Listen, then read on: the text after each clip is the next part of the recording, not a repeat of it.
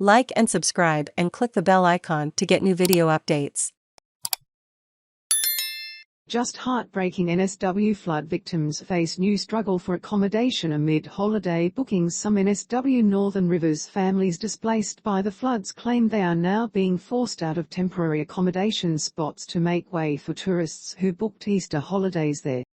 Residents in the coastal beach town of Evans Head have been making pleas on social media for out-of-towners to cancel any Easter holiday plans to visit the flood-ravaged region. It follows recent reports of flood victims being forced to move out of Byron Bay to make way for holiday tourists. Single mother of three Ellie Chaudrely told 9news.com.au her family was left homeless when the floods destroyed their rental property in Karaki on February 28. The first flood came through and the water was 2 meters high inside the house. "We lost everything," she said. Ms. Trelly and her 3 children, aged 9, 10 and 11, slept on the floor of a local church for days.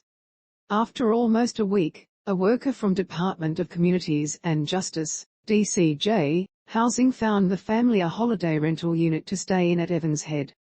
The accommodation was being paid for through funding allocated to the Housing Department. "We were able to stay there until March 31, when the real estate agent kicked us out because there were people coming for a holiday.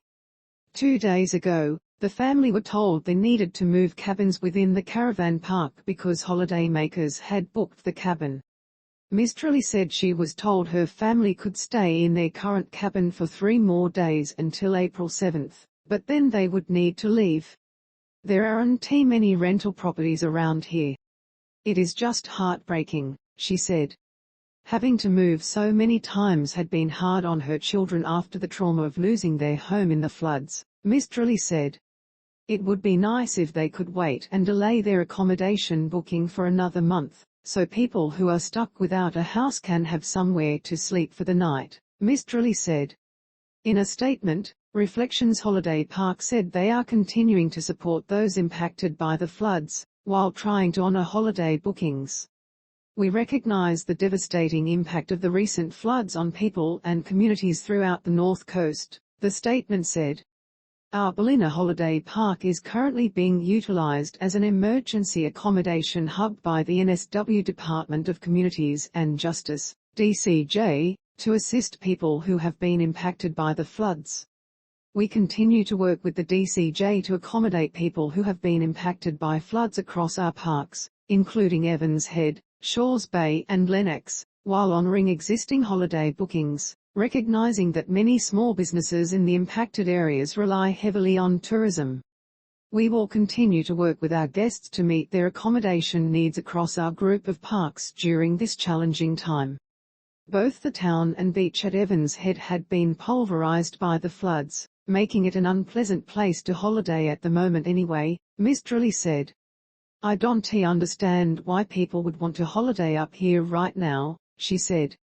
"The rivers and the beach are brown, it is not clean water, it is contaminated. Why would you want to go and fish? You can swim. You can go anywhere. The only place that you probably could go to is to a cafe to buy a coffee, if the power is on." Om and Savitaja also lost their home, near Woodburn, and all of their possessions in the flood. The couple spent a night sleeping at a local high school before being offered a cabin at the Reflections Holiday Park. Mr. and Mrs. Jra said they were told they could stay until March 21. However, on the morning of their wedding anniversary on March 17 they were given the news they needed to vacate their cabin for holidaymakers.